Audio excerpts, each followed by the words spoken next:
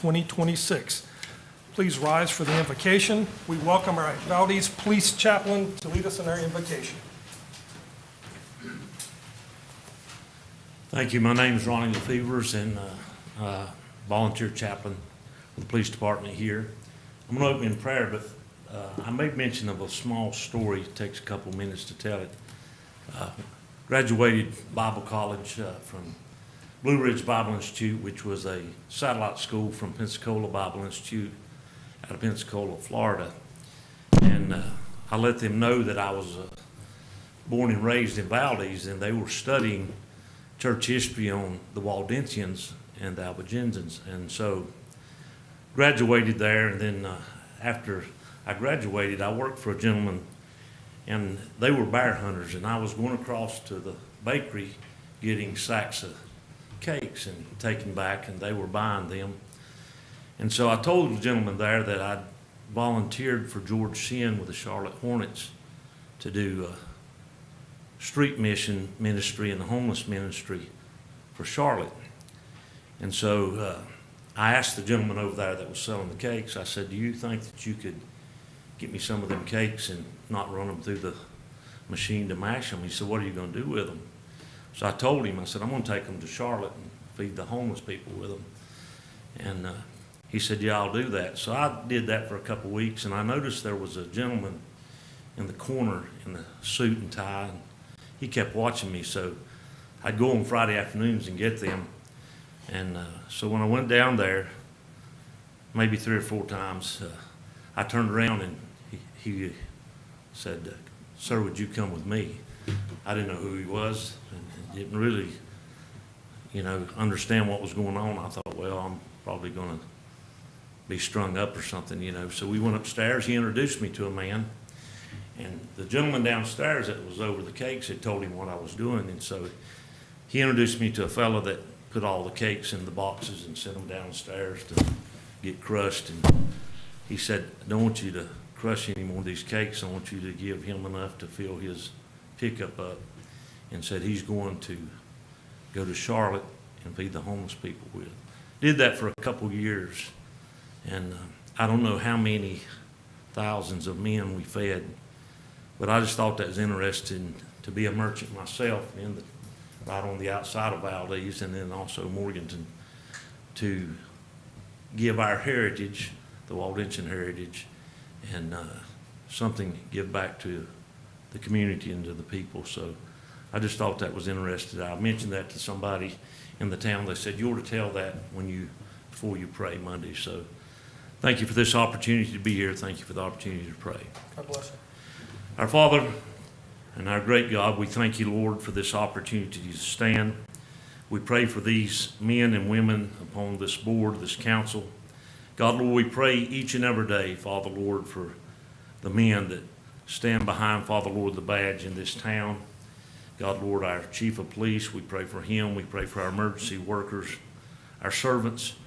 God, Lord, the sign says protect and to serve. And Lord, I'm glad to be able to serve, Father, Lord, you before anything. But God, Lord, be able to serve in this community and to serve the people of this town. Lord, they've been good to me, and they're still good to me, Lord. They're part of why I'm here. They're part, Father, Lord, of being able to be successful in the business, Lord, that you've put in my hands. So, Lord, I pray, Father, Lord, that you just continue to be with each and every man and woman that's here, each and every home, each and every marriage that's here, God, that you'd touch it, that you, Father, Lord, that you'd show them your favor. I pray, God, Lord, that you'd give them wisdom, give them knowledge and discernment, God, Lord, to serve you, and to realize, Lord, more than anything, that we have to answer, Father, Lord, to one another, but most of all, Lord, one day we're going to have to answer to you. So, Lord, help us to be a good steward of what you've done for us and what you've given us. God, Lord, it's a blessing to be able to stand here tonight, God, Lord, just in honor of you. We thank you for all that you've done. Most of all, we thank you for sending your Son. In Jesus' name we pray. Amen. Amen. I pledge allegiance to the flag of the United States of America and to the republic for which it stands, one nation, under God, indivisible, with liberty and justice for all.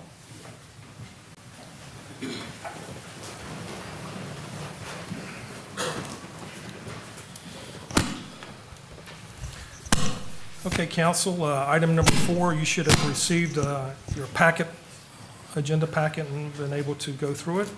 So we'll move on to item number 5, approval of the agenda. May I have a motion to approve the agenda as presented?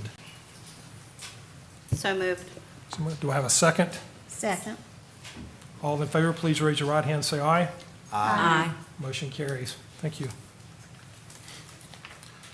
Item number 6, approval of the meeting minutes. Again, with the 2 items there, can I have a motion to approve those, please? Motion to approve. Second. All in favor, please raise your right hand and say aye. Aye. Motion carries. Thank you. Number 7, there are no presentations for tonight, so we'll get right into the scheduled public hearings.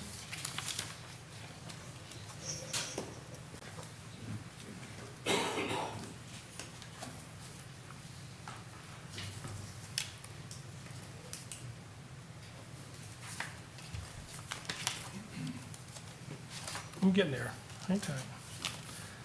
Ms. Noel Johnston, will you please give us your input on the text amendment for the electronic message signage ordinance? And let me start out by first saying this is a public hearing on the text amendment for the electronic message sign ordinance. Since this is a public hearing, I will now declare this meeting now open for public comment.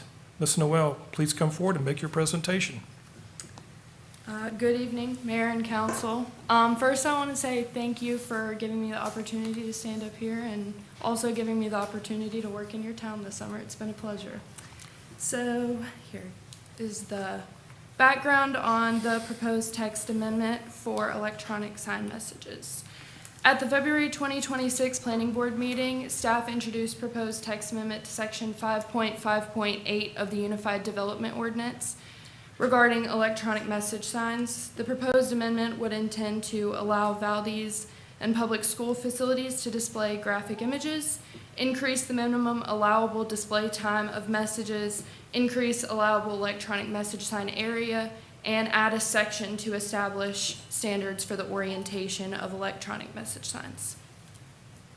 Noticing requirements have been met on July 11th and July 18th, shown here.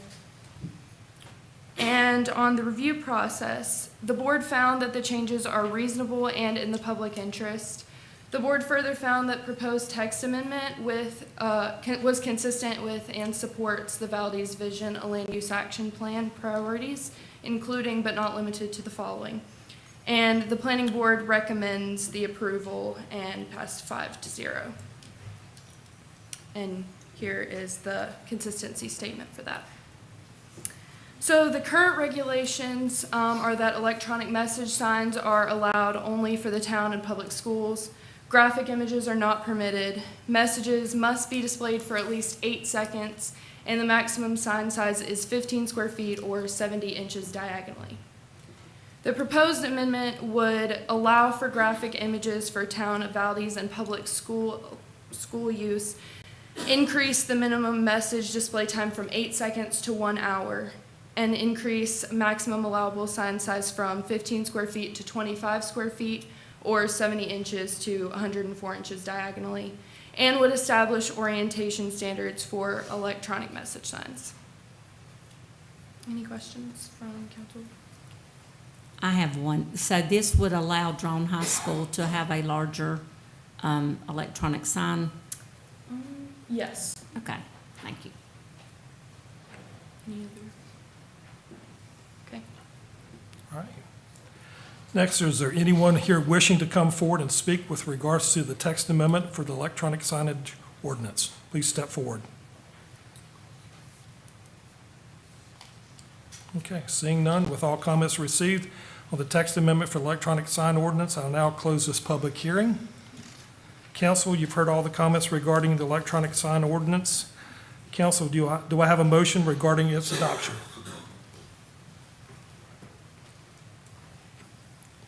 Motion to approve the sign ordinance. It's,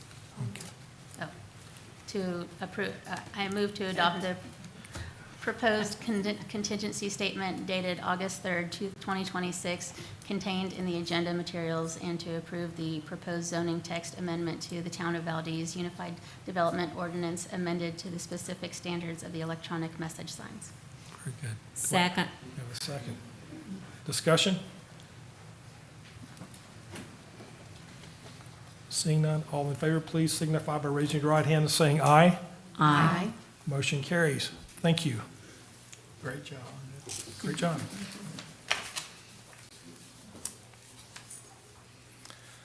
Okay. Public comments. Anyone signed up for public comments? No, Mr. Mayor. Okay, we'll skip on. Next is item number 10, consent agenda. Council, you see the three items there. Are there any recommended changes at this time? If not, I ask for a motion to approve. I move that we approve the consent agenda. A second. We have a second. All in favor, please signify by raising your right hand, saying aye. Aye. Motion carries. Thank you. New business.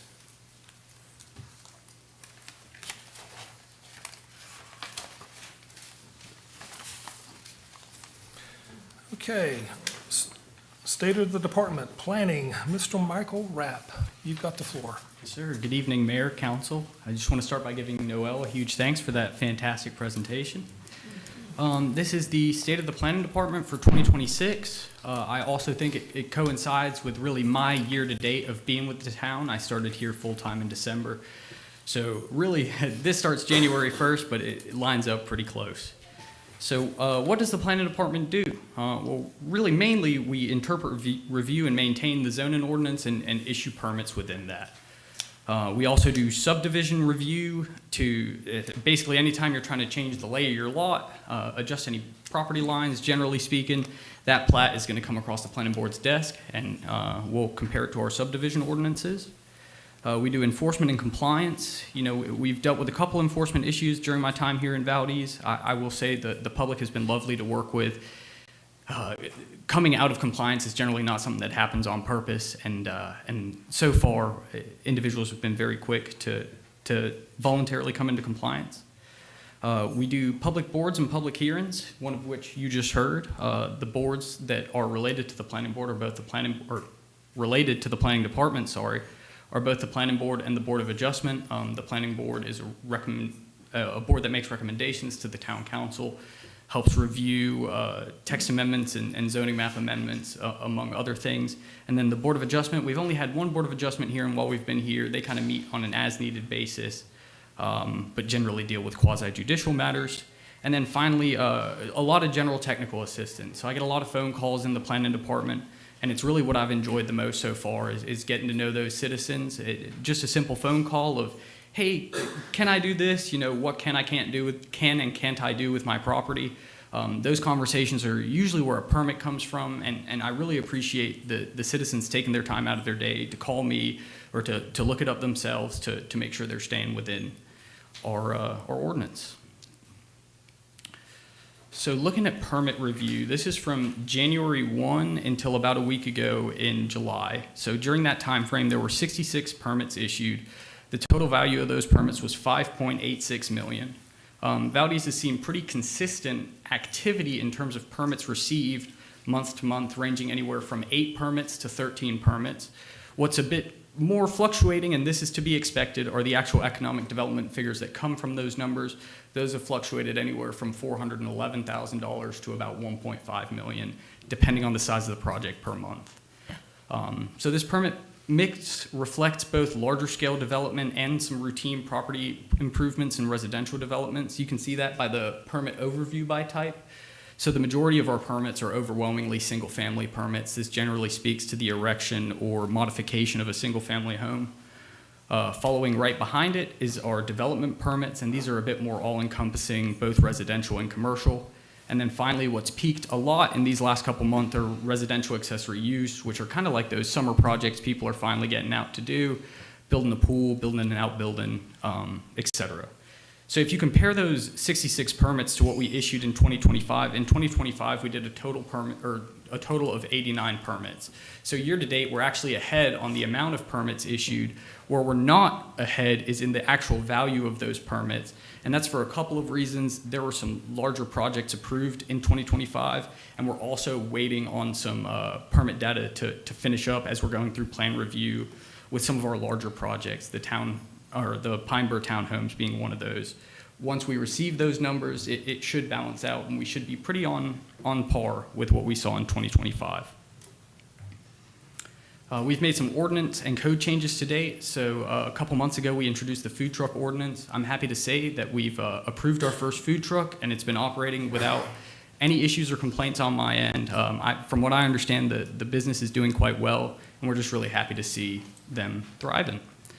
We've modified the UDO effective date a couple times. We've got one more of those coming next month, and I'll speak a bit more about that then.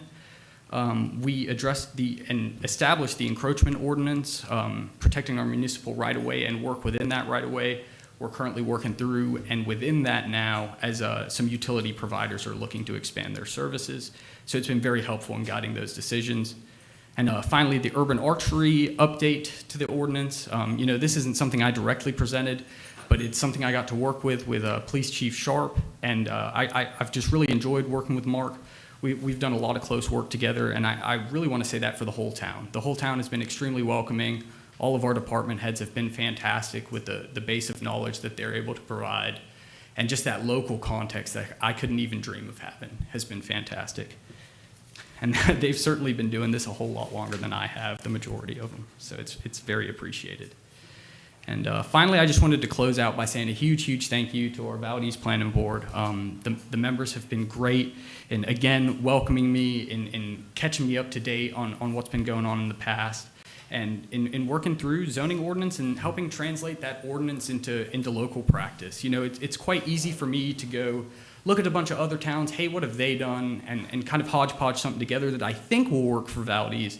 But them being able to review and really see how that change is gonna impact practice has been fantastic, and they've really helped narrow some stuff down. So a huge thank you to them. And yeah, that's what I've got, if there are any questions. I don't have a question, but I have a comment. You were very complimentary of your co-workers, but I've also received very nice compliments of you and your department, what you've done since you've been here from citizens and residents. So thank you for what you're providing to our town. Thank you, ma'am. I really appreciate it. All right. Thank you all. Thank you.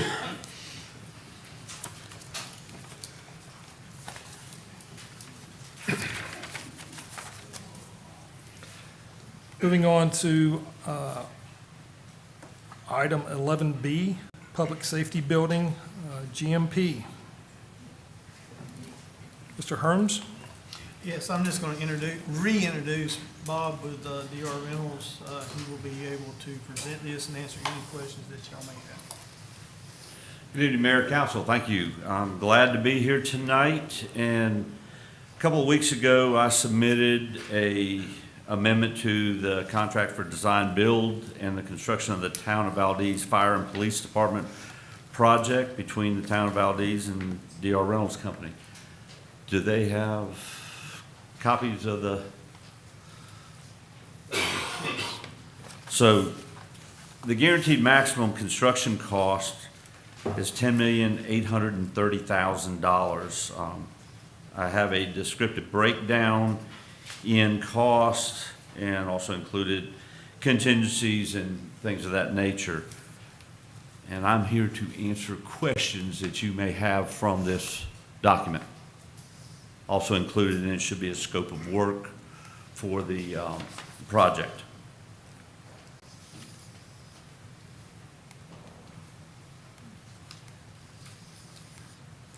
Can you just talk to us about contingencies and how that works, please? Contingencies are unforeseen circumstances. We have done, I believe it was 10 soil borings on the property, both on the upper level and lower level, to see if we were going to run into rock encounters, bad soils. We don't foresee that, but contingencies typically happen from the owner's side during the grading of the project. Whether heavy rains, Do you want us to stop? Do you want us to move forward? How do you want us to proceed? But contingencies cannot be spent without approval. They will be directed to the town manager. When we see something come up, things that are unforeseen, that are under the ground that we don't know about. The boring is about a 6-inch diameter hole, and it can be 2 feet away from a buried tank. And if you look at how much of Massell Street is being used over the frontage, 5 to 6 holes on each level, there leaves a lot of area that's not been tested. So that's owner contingencies. Building contingencies happen to be in the construction. Number one, if we missed electrical, it goes over the budget. It's more money. But the bottom line is we have to have justification of everything. At this time, the GMP is presented to you. We do not have 3 prices on every single line item. Before we can contract with anybody, we have to have 3 prices for everything. And at that time, those 3 prices are presented to the manager and anybody else he deems to review them for selection of the contractor that will be doing grading, masonry, concrete, landscaping. Every line item has to be done. We can't spend any money, nor can we ask for payment of anything that we have not been billed for. Thank you. So as far as the contingency money goes, when you have to ask the manager, I guess this will be a manager question, how are those funds approved? They will come before council. Okay. I say that saying that if council wants, if it's something emergent, we may end up having to have a special meeting, or council may decide, hey, just go ahead and we'll figure it out at the next council meeting. But unless it's something major, we will either have a special call meeting or we'll approve it at the next council meeting.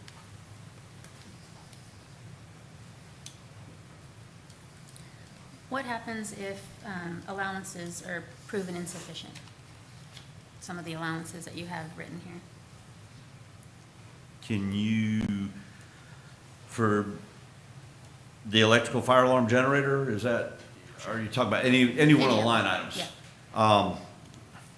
So the whole project's gonna be a series of checks and balances.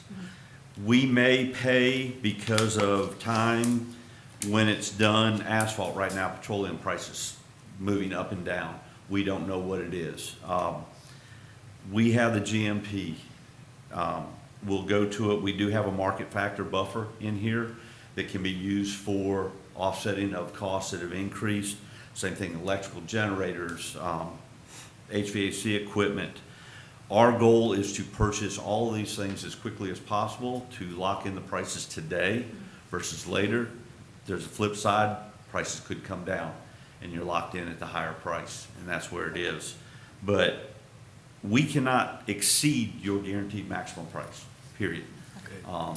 So the the grading at $696,000, it could cost $650,000 at the end of the day, and which is a $46,757 savings. However, utilities at $136,000 could cost $150,000. They offset themselves. It's still the same money, but at the end of the day, the guaranteed maximum price is the guaranteed maximum price of what this can cost. So.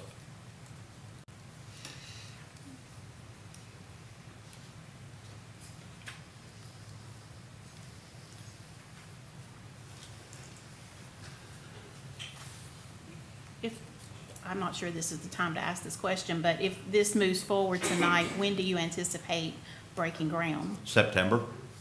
We have every anticipation. We are in the process of getting our last grading number.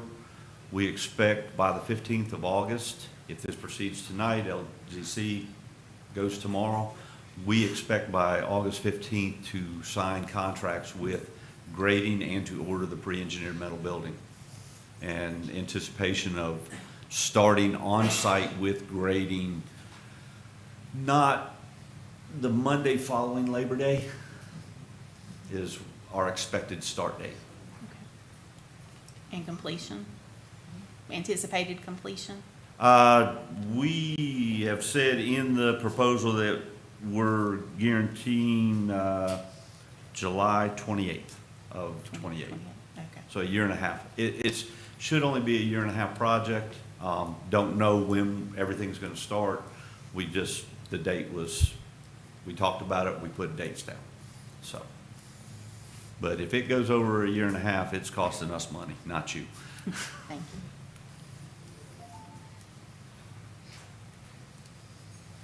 you. And I guess I'm just curious with all of this too. I know we've had proposals, we've had scope of work and all that, but the council has not seen any type of contract or specifications, terms, conditions. That's something that I'm being asked about. And people going through, citizens were expecting that to be part of the agenda packet before we approved a contract. So we're just trying to, So the I'm just trying to have this out on record, so. The contracts were signed previously, back earlier this year. The general conditions and everything about payment terms, everything regarding that was signed previously. I don't have that date in front of me, but that was signed, and then this is amendment to the contract Okay. to install the GMP. And in that original contract, we were to have those numbers to you. Okay. So there are probably 30 pages of contractual language, and it's the AIA standard form for design build contracts Okay. was used.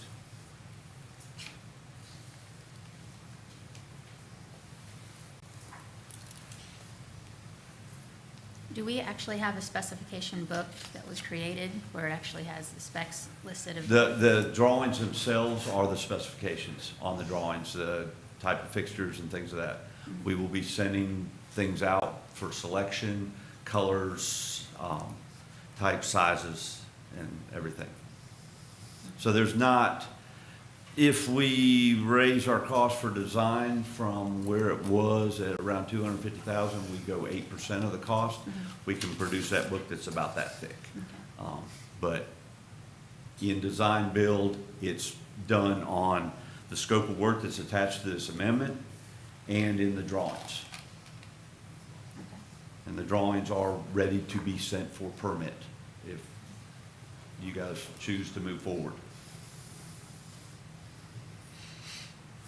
And we have been having some luck with the subcontractors stepping up, bidding on from what I'm learning in this process. I know there was some things about subcontractors. I mean, did they help get us the numbers on the scope? We have numbers. We have a subcontractor on every line item, gave us a price Okay. to do this. We have at least one on every one to come up with this number. They're people that we've used in the past. We have solicited local contractors, and as far as contractors that we've used in the past. But again, before I can enter a contract with grading, I have to present the town manager with 3 quotes for the complete grading and to show selection. So it has been, and we've announced prior to the dissolvement of the WMBE, we put out for that, and now that's no longer an agenda. There's no governing body to say somebody is a WMBE project, but we have solicited for that already previously on this. But all the subcontractors have been vetted, approved. We've asked for people to send in their qualifications so that we know that who we're using is a vetted and approved contractor.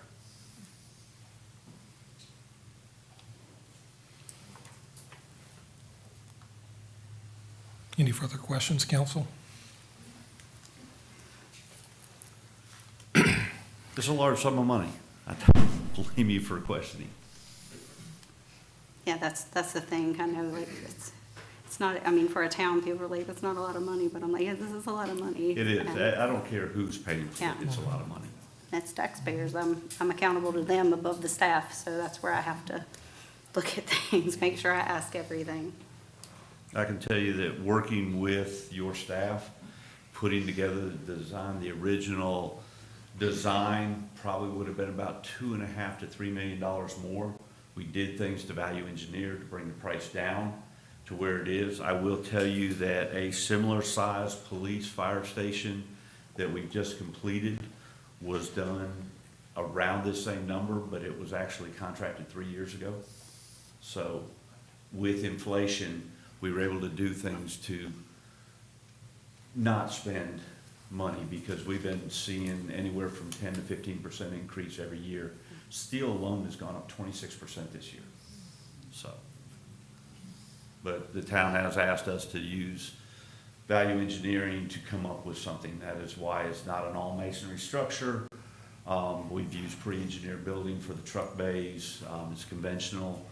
We've used the landscape of the land to allow us to get as big of a footprint as we can and to give all the needs to look forward, not today, but look 10, 20 years down in the future of what your needs are going to be for both police and fire.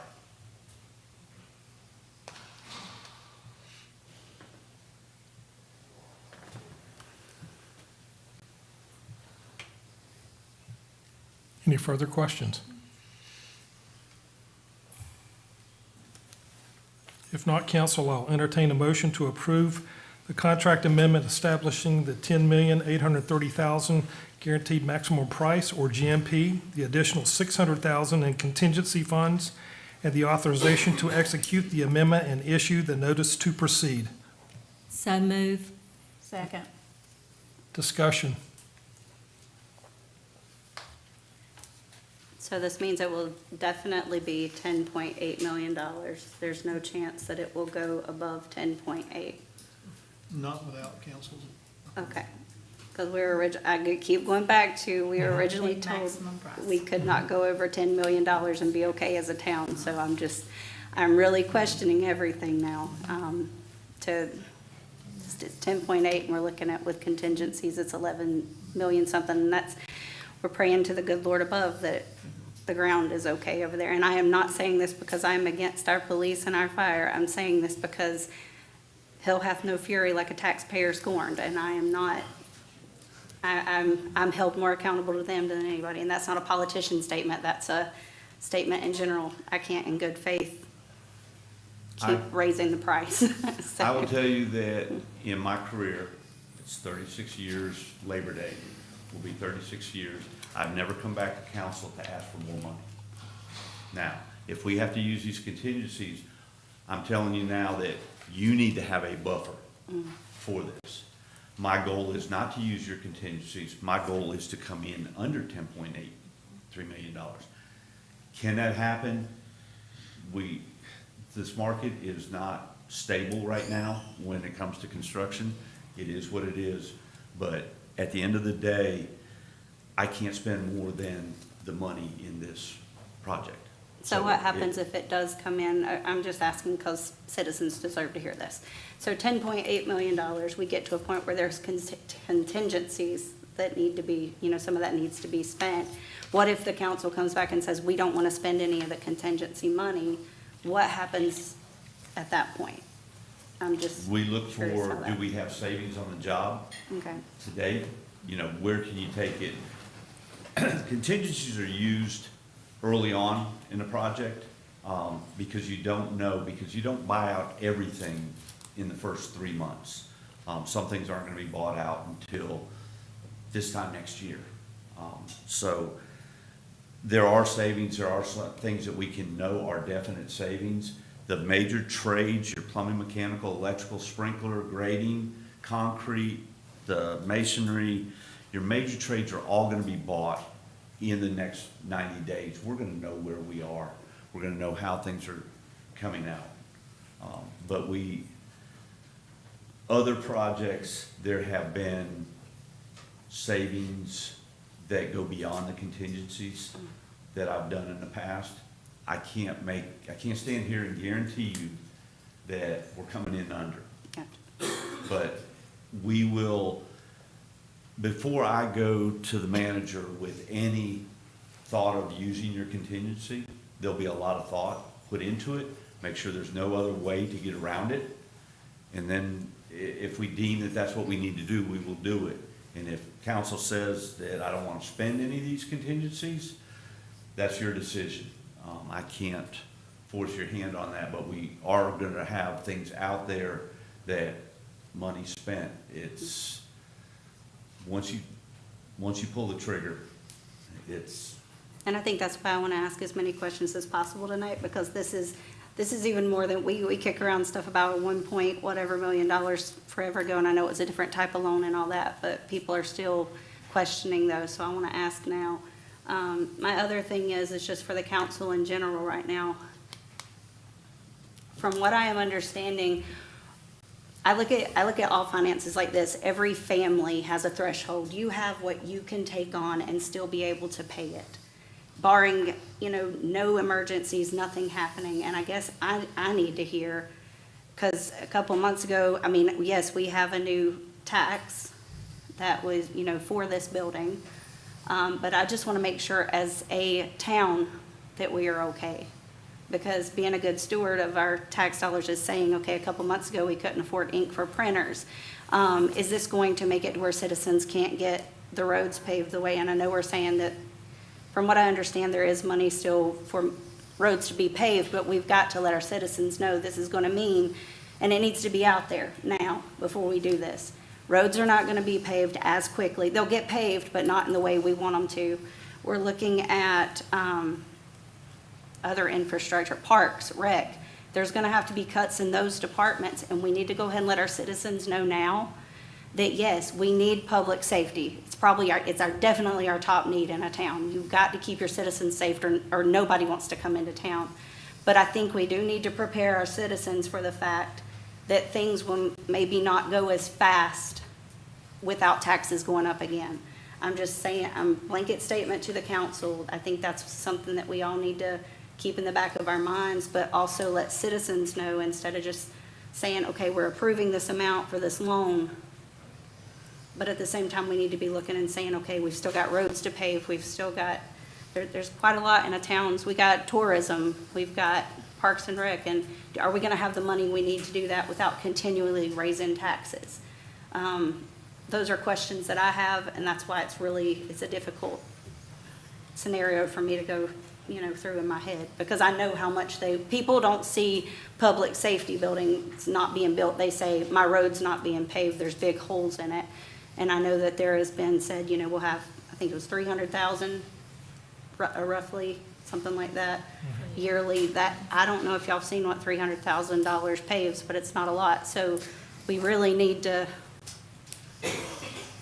just ask questions. Your citizens deserve that.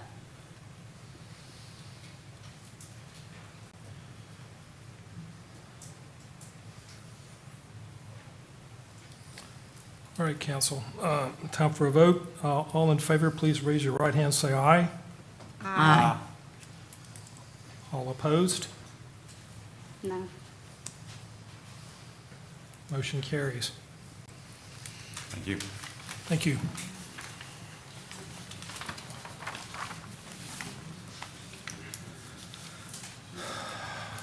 Item C, financing proposals, results, and recommendation. First try on. Do we have a?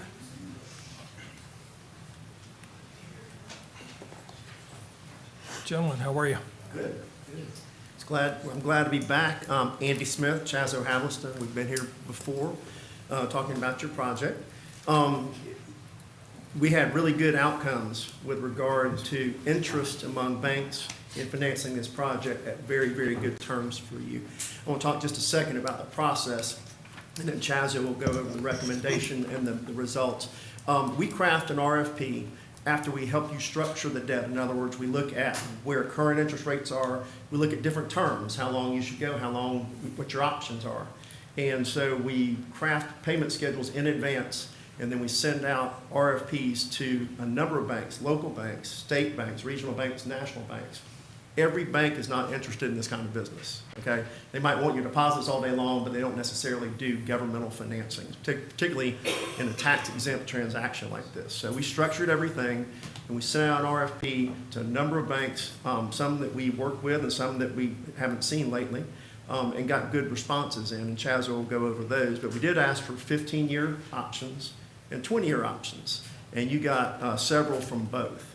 And so during the process, we had a number of good questions from banks, and your staff here did a great job in advance helping us prepare in terms of what banks, and anticipate what banks might ask, and to be better able to respond to those questions. So anyway, there were a number of banks that were interested in you guys, and we got a total of 7 bids.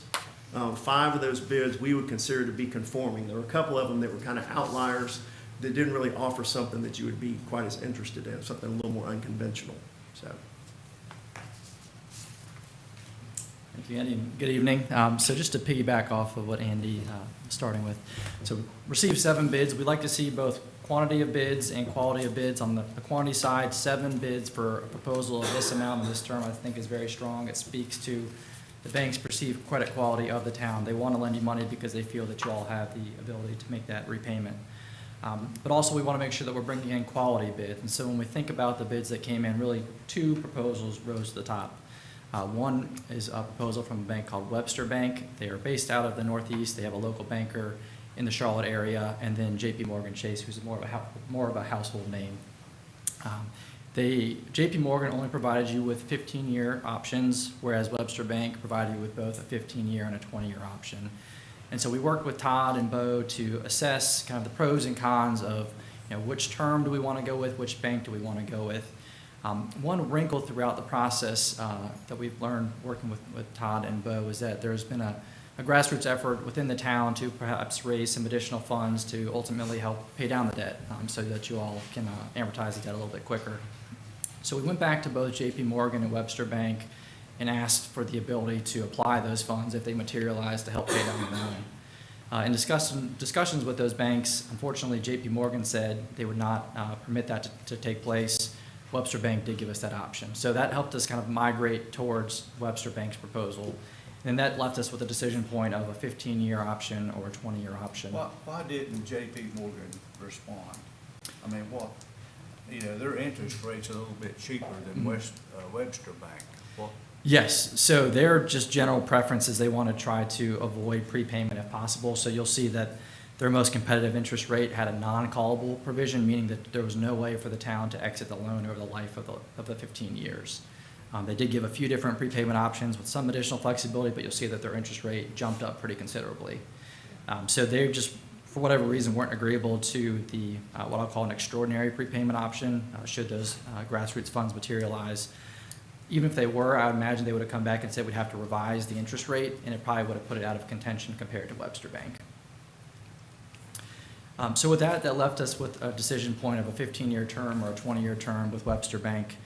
Webster Bank's 15-year interest rate was 4.265%, and their 20-year interest rate was 4.49%. And so I know you all have seen the capital planning model that we have presented to you all, I think maybe 1 or 2 times before. We took this information, ran it back through our capital planning model, looked at the payment options side by side, and determined that while it is a little bit more expensive, so to speak, in terms of an annual payment going with a 15-year term, the interest cost savings of about $1.4 million over the life of the loan, in our opinion, makes it worth the while of the town to go that route. In terms of annual payments, it's about $100,000 to $120,000 more per year going with a 15-year option versus a 20-year option, because you're condensing those principal payments down into 5 shorter years. But the trade-off is you're saving about $1.4 million in interest over the life of that loan. So that's what led us to make a recommendation to go with a 15-year term, which fits within the model. It stays within that, all of the kind of guidelines and recommendations that we all gave you throughout the budget cycle, and it allows you to save a pretty substantial amount of interest, again, over this life of the loan. And then, should the funds materialize with the community effort, you have the ability to make a prepayment with those funds, which would significantly reduce your interest expense, significantly reduce your overall annual payments, because you're buying down a good bit of that loan with those funds. So all in, felt that Webster Bank's proposal from an interest rate perspective, from the ability to accommodate the the additional prepayment of funds, again, if those materialize, gave the town the best deal, the best offer to finance this public safety facility. So it's our recommendation, in talking with town staff and talking with your bond counsel, to accept Webster Bank's proposal at the 15-year term. This interest rate is going to be locked in for the life of the loan, so it's not subject to change between now and closing or throughout the 15-year term. And then again, you have the ability to make prepayment if those funds materialize. So happy to take any questions about the RFP process, any kind of feedback we got from banks, our recommendation.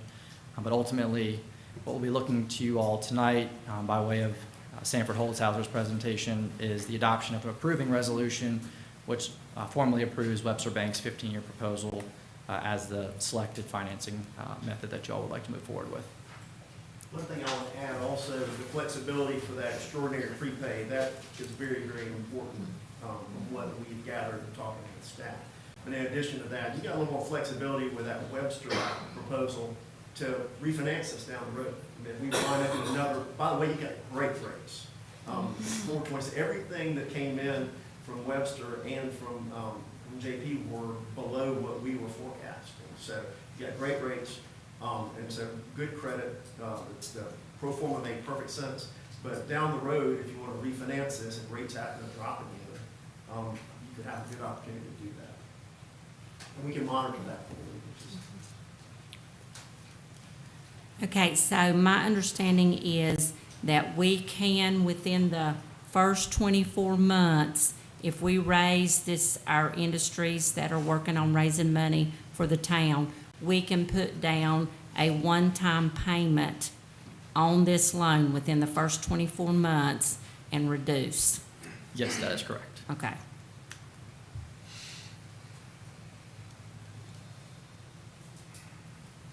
And looking at some of the documents that that have come across, it looks like about 710,000 has been pledged. Do we have this somewhere in writing that that is definitely going to happen, or is it still just word of mouth? Because I just want to make sure we have that somewhere.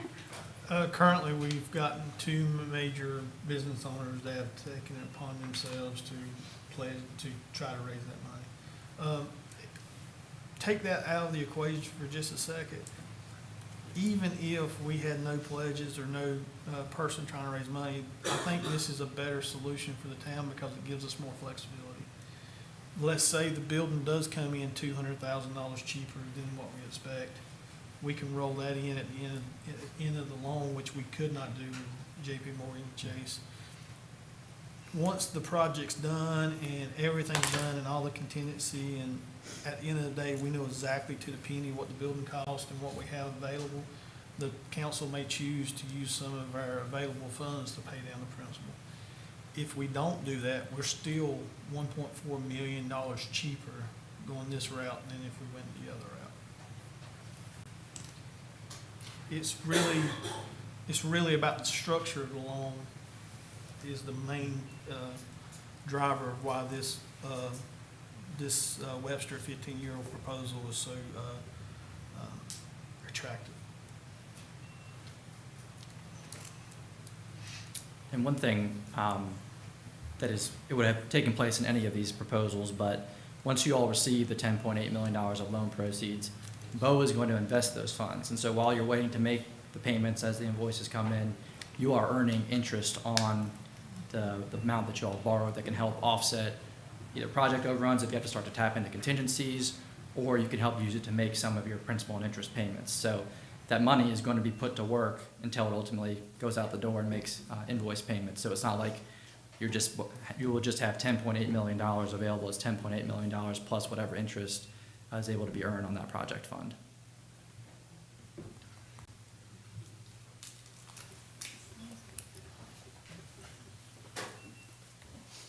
Thank you. Yep.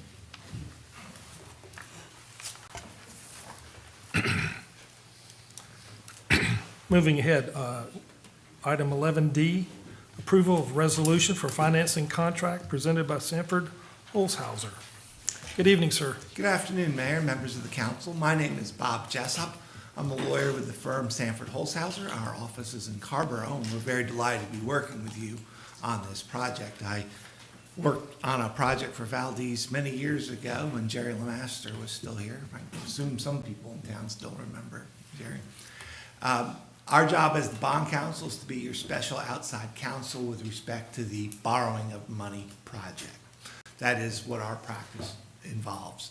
We work with the financial advisors and the town staff and working on the initial structuring, in reviewing the RFP and helping review the proposals, and then we provide the documentation that you need to close the loan with the lender.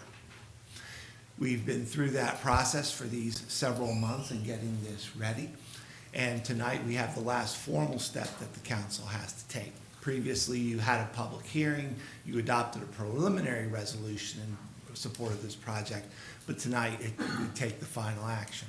This resolution does three primary things. It formally approves the Webster Bank proposal, it approves the substantially final forms of the financing documents, and then it authorizes staff to close the loan. If we have the council's approval tonight, we expect to receive the required approval from the North Carolina Local Government Commission at its meeting tomorrow, and then to close the loan next week on August the 11th. We're here a little earlier this evening to sign some of the financing documents because it was a convenient time. Of course, if council or LGC decides not to proceed, they'll just be scrap paper. But the action that we're looking for tonight, the action that would be in order would be a motion to approve the final financing resolution in the form provided. By adopting the resolution, you approve all those other aspects that I outlined. Be delighted to answer any questions. And otherwise, Mayor, back to you.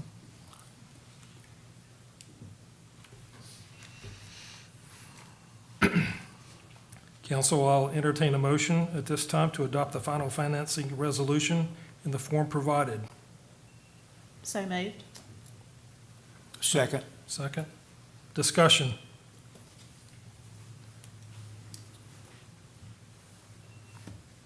Seeing none, may I have a vote? All in favor, raise your right hand, say aye. Aye. All opposed? Likewise? No. Okay, motion carries. Thank you. Thank you again very much for having us and letting us work on this. Thank you. Thank you.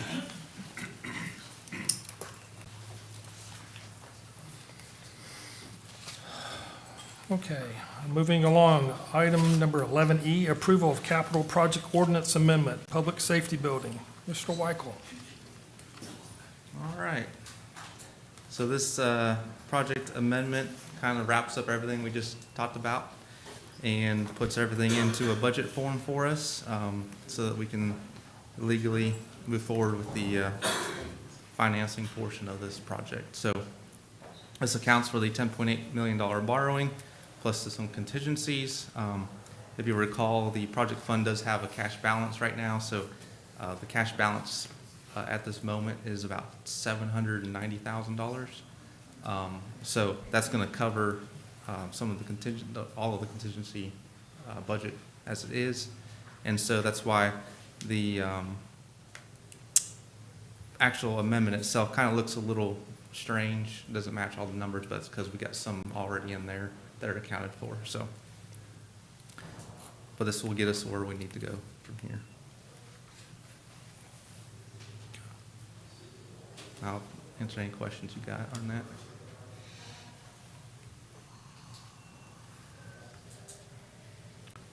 Okay, council, I'll entertain a motion to adopt the capital project ordinance amendment number 15-35. So move. Do I have a second? Second. Second.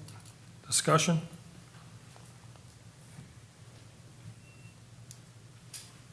Seeing none, all in favor, please signify by raising your right hand, saying aye.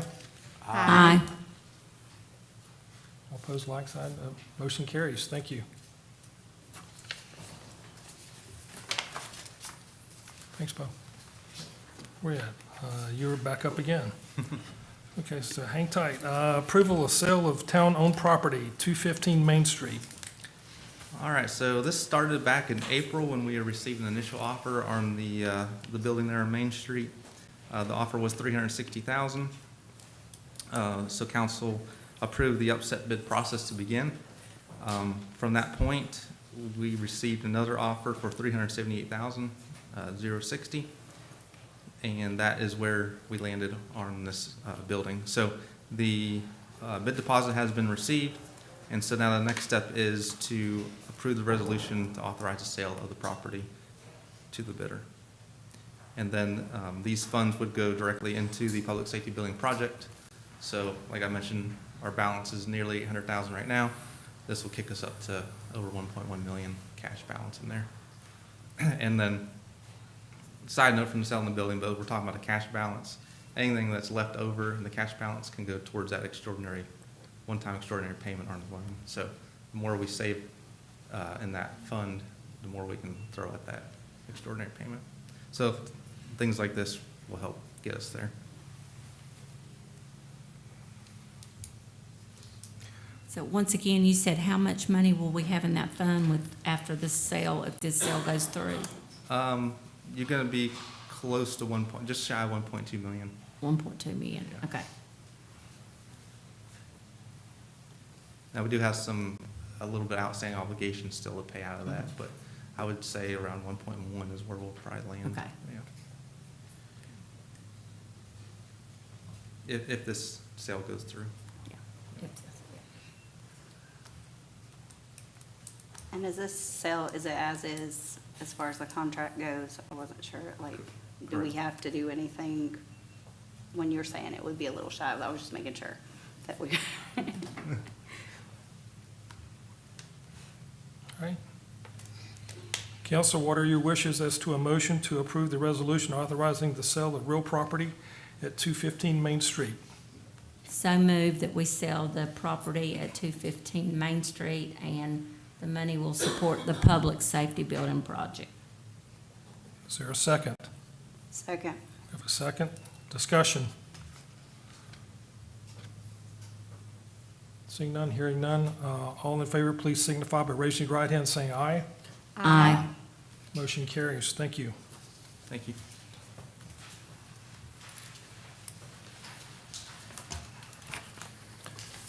All right, next item, approval of resolution amending Chapter 7 Code and Ordinance. Chief Sharp. Good evening, Mayor, Council, Management, and Mr. Swanson, our attorney. You have before you a resolution which amends the Chapter 7 ordinance, which regulates the operation of bicycles, e-bikes, scooters, and recreational vehicles on public property. In the past year and a half, we have had 3 accidents involving e-bikes where individuals were injured. We spent some time doing a safety video for the school system over that. But it goes a little further than that. Our ordinances were just outdated. Many of the vehicles and things that exist today were not included in the ordinance. So to govern some of those things like e-bikes going 40 miles an hour down a sidewalk, which we certainly don't want, we've adjusted the ordinance to govern that type of thing, including electric scooters, e-bikes. There's 3 classes of those e-bikes, and we would have an ordinance with which we can govern that through civil citation. If the perpetrator is under 16 years old, their parents wouldn't get the citation. Something has to be done. We've got mini bikes, go-karts, scooters, electric scooters running all over town and having accidents, and we're lucky we haven't had a couple children killed already. So the planning department, code enforcement officer, Attorney Swanson and I all work together on amending this ordinance, and it's in line with a couple other towns and cities that's had to address the same issues.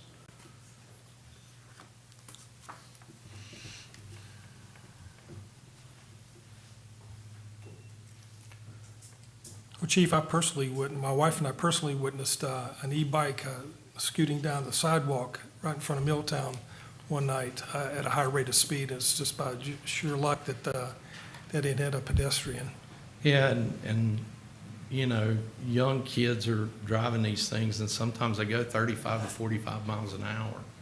And I don't think anyone was prepared for that to happen. The accidents we have involved stop sign violations and that type of thing, and kids riding doubles and all those things. And the ordinance addresses those issues so that it can be enforced. We intend to, for the first 30 to 45 days, issue verbal warnings and make people aware of the change in the ordinance. And then after that time period, we would start issuing citations.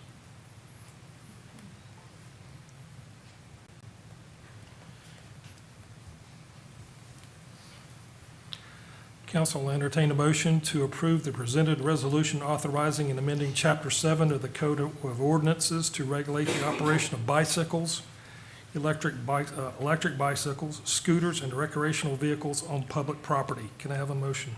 So move. A second? Second. Have a second. Discussion? I do have a question. Will there be signs posted anywhere for these, to let the public know that there will not be allowed to have any of the motorized bikes or anything like that? We have posted some signs, but we haven't made a plan to post a lot of signs. Okay. We were going to use the verbal warning period to try to get the word out.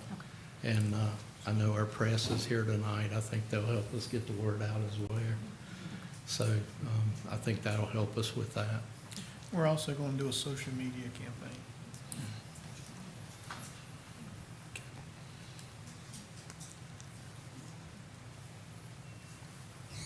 Very well. Let's go up to a vote. All in favor, please signify by raising your right hand and saying aye. Aye. Motion carries. Thank you. Thanks, Thank Chief. you.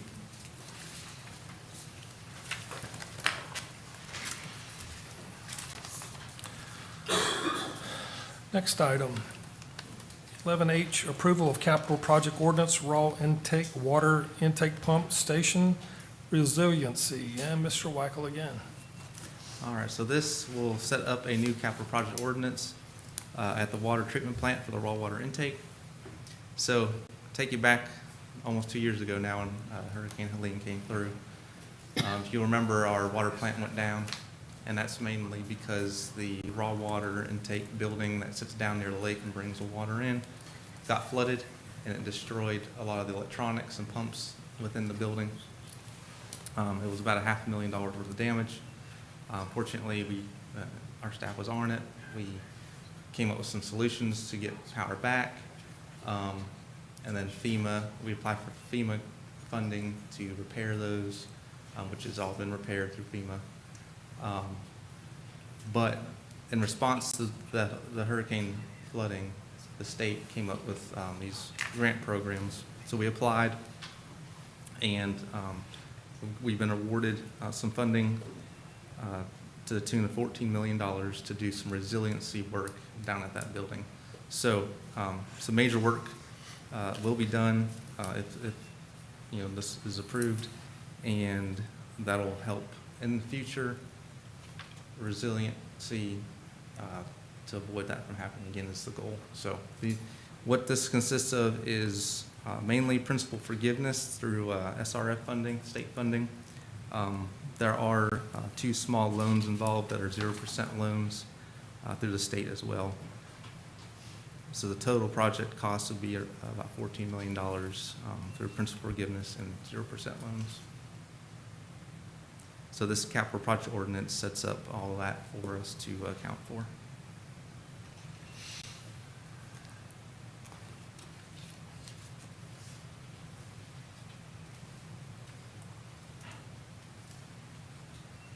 Okay. Council, what is your pleasure as to a motion for the adoption of this ordinance to set up the proper accounting to finance the project for the water treatment plant raw water intake facility? So moved. So moved. Do I have a second? Second. We have a second. Discussion? So Bo, back in, I don't know, it was the end of last year, maybe we went through an approval to do a second round of applications for this, I think it's this project, is that right? Because we went through one round and then we went through a second one to build on that Yeah. initial 11 million or something. So Is the that first, way that was? yeah, the first round the state did, they didn't give all the funding away that they had, so they opened up for a second round for anyone that had applied before that wanted to do a second round of funding to try to get a little extra. Okay. So that allowed us to enhance the project just a little bit more to get a little more resiliency out of it. So what part of this is grant money and what part of it's loan? So, $11,750,000 is principal forgiveness, which acts like a grant. Okay. And then the loan portion would be 2.25 million, and that is a 0% loan for 20 years through Division of Water Infrastructure. Okay, thank you. This would be taken out of the utility fund, is that correct? Yes, this is all utility fund money. Okay. Yeah. Well, really, there's no money coming out of the utility fund except for paying those 0% loans back over 20 years.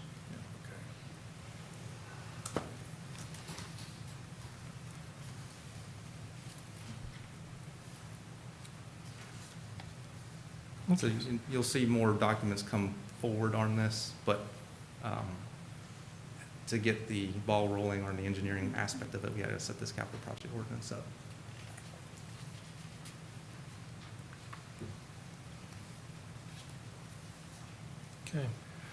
Okay.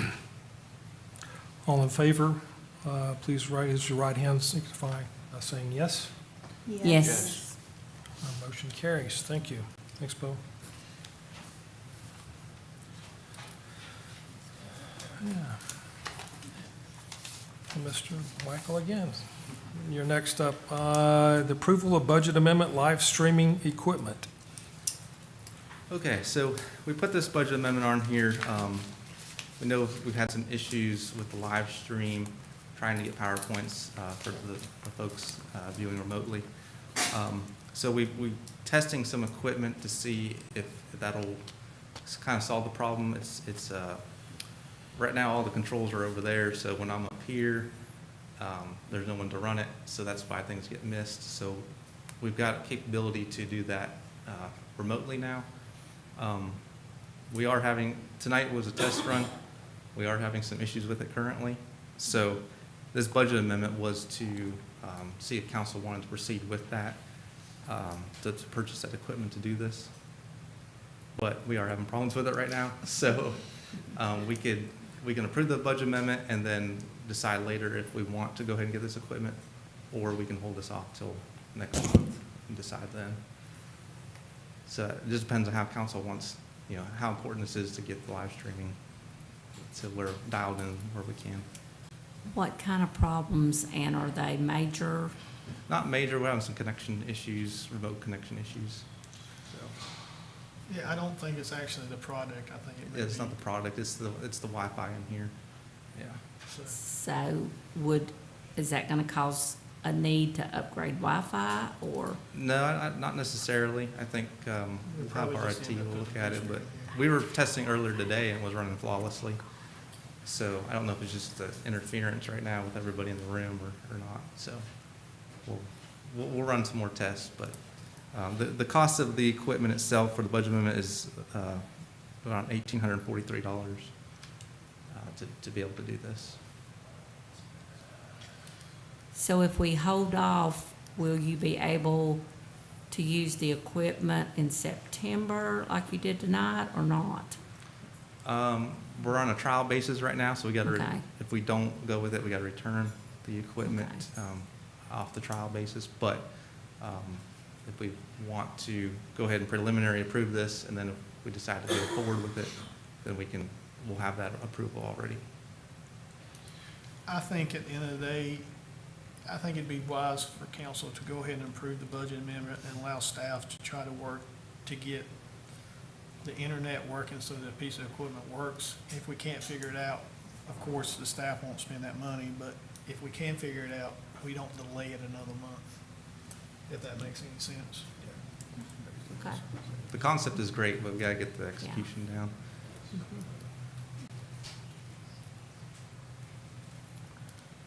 Otherwise, if we don't do it, then I'll just have to keep running it from right here, which is fine, but it's just gonna be hit or miss sometimes.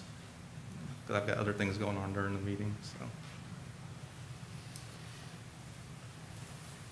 So if you guys can't get it working, then we don't pay for anything, is what I just heard him say. If we don't- cannot get it working. We're we just will- saying it's, if we can get it working, we'll pay it, so that, just so everybody hears what's happening. Yeah, I don't think it's the product, I think it's the internet and the interference that we've got to Yeah. get worked out. Yeah. Because it was working fine this afternoon. Yeah. Okay. So moved. Okay, council will entertain a motion to approve the budget amendment. Second. Second, totaling $1,843 to upgrade the live streaming equipment. We have a second. Discussion. All in favor, please signify by raising your right hand, saying aye. Aye. Motion carries. Thank you. Thank you. Thanks, Bo. Okay. Item number 12, Town Manager's Report. Mr. Herms. Yes, we have numerous events scheduled throughout the year. Our calendar in the reading material or for your review in the upcoming activities or in your agenda package. I do want to read this. This weekend will mark the 51st Waldensian Festival in Valdese. The kickoff will take place on Friday night with a car show and live music on Main Street. Saturday's festival day opens with the foot race, boxing tournament, live entertainment all day, 160 vendors with a final concert at 7 p.m. I would like to thank all the event sponsors, staff, volunteers, business, and organizations that help to make this event a great success each year in Valdese. You will find more about this event at visitvaldese.com and on our social media platforms. I also want to take just a brief second to say thank you to the entire staff, Marissa, Annie, her staff. Noelle's actually working an extra week for free on this project, so we want to thank her. And we have a lot of staff that jump in and work on this that are kind of behind the scenes and don't get necessarily recognized a lot of times. Your public works, your police, your fire, your EMS, planning. You know, so there's a lot that goes into this. I don't think the normal citizen realizes how big of an event this is and how much we actually work on this. So to everyone that's worked on this this year, I just want to say thank you, and I appreciate what you do. Moving on, town offices will be closed Monday, September 7th for Labor Day. Therefore, our regular scheduled meeting has been pushed until September 14th at 6 p.m. in these council chambers in this town hall. And that's all I have, unless I have any questions, Mr. Mayor. Seeing none, we'll just move on. Item number 13, council comments. We'll start to Ms. Radabaugh. We'll start at your side if you have any comments. One thing that I didn't mention earlier, I just wanted to say thank you to our officers, everybody that took part in the video for all of our young adults and teenagers for the bicycles. I think that that made a huge impact, especially in the middle schools, because they did not know a lot of the ordinance and the rules, and so I appreciate you doing that very much, and I appreciate everything that you do each day. Thank you. I was only going to mention on this coming Friday in relation to the other events happening in town. I'm on the Valdese Heritage Board, and the museum is having a ribbon cutting for some new displays that are opening up at the museum. I know the old fire truck is there, but they have been remodeling, and I know the council's invited to go over for a ribbon cutting. So I was just letting the general public, encouraging them to go and participate and see the museum. I know this has been said before, but I wanted to remind everybody that Miss Noelle Johnson, who's been our intern, is the granddaughter of the late Jim Drone, and Miss Emma Drone. And so we have been so pleased to have her working with us in Valdese with that great heritage she has to our town. So we appreciate all you've done, Noel. I'm very excited about the Waldensian Festival. I know how much it takes from our staff. Please know how much you're appreciated, and it involves all staff members from the town that work so hard on this event. The other thing I'll remind you again, please go see from this day forward our outdoor drama. I'm on the Old Colony Players Board, and that is much appreciated, that our history has been completely acted out for you, and I hope that people will continue to go see our outdoor drama. It's outstanding. I was talking to Bo a week or so ago, and this fire department and police department we're building, this is the biggest project we've ever built in Valdese. And I'm so glad that this council saw the need to go ahead and approve what we approved tonight. We'll be ready to start construction in September. So I'm so glad of that. We're not going to kick it down the road anymore. I think we've got a good interest rate. I think we've got a good price on the building. Hopefully it'll come in a little bit under that, but if it doesn't, that's okay. But I just want to thank this council for voting for that tonight.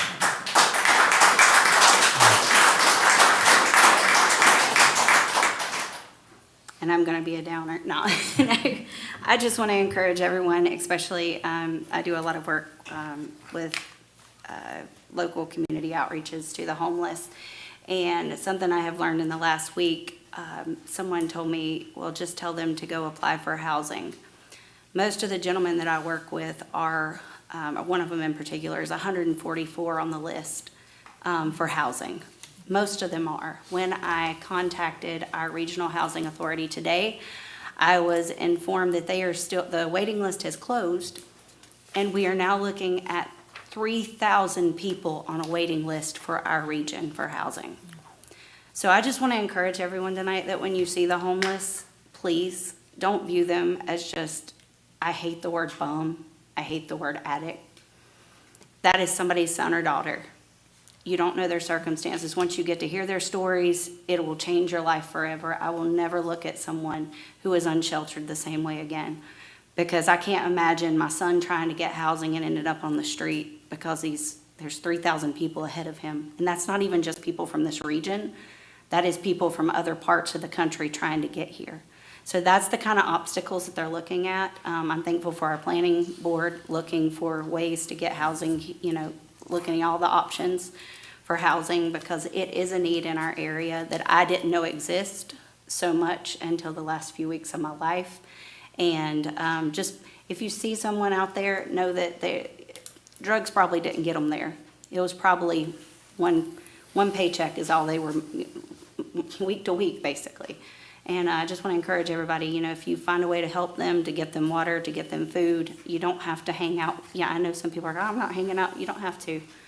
Bring me the food, bring me the shoes, bring me whatever. I'll make sure it gets to somebody who needs it. But I just encourage everyone to have mercy on those in our community who are not quite where most of us are. So that's it. Thank you. Thank you. Just a couple things. A couple shout outs to our new eateries downtown. So if you haven't heard about those, Saloon on Bobo. We have the Sunset Slush, the Blue Ridge, and coming this Friday, I believe, we're going to have the Cafe Sabai by Fo Lao. It's going to be in the old Mountain Burrito building. So please partake in our eateries and support our downtown merchants. Thank you. Also, Mr. Mayor, the Allard will be coming in. That is correct. Hopefully September. Yes. And I've eaten at the Allard in Hudson, is where it is now. And it's really, really, really good. So I want to put a shout out for that, and hopefully y'all will go visit that place as well. All right. Can I say one thing? Yes, sir. I totally missed something.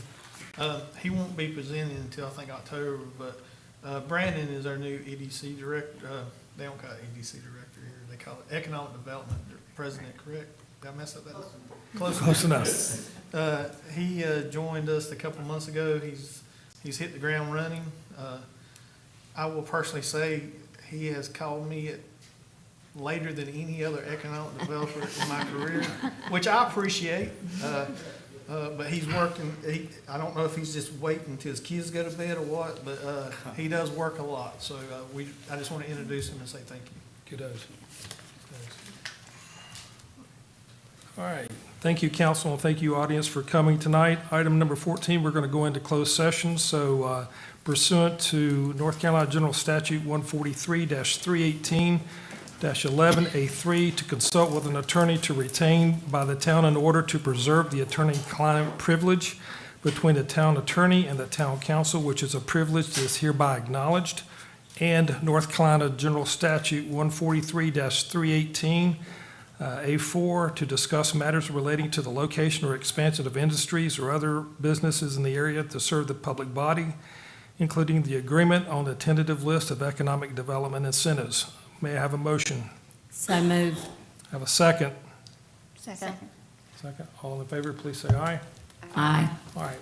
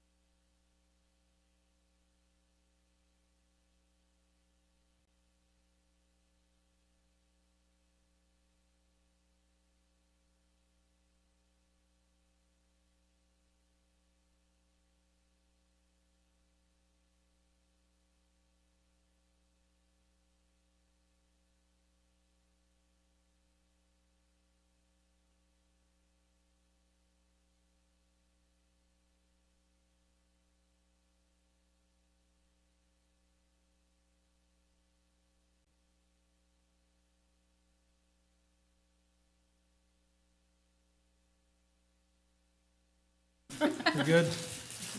All right, we'll now reconvene into open session. Does council have anything else they wish to discuss? If not, I'll entertain a motion to adjourn. So move. Second, Second. all in favor, say aye. Aye. Aye. Meeting adjourned.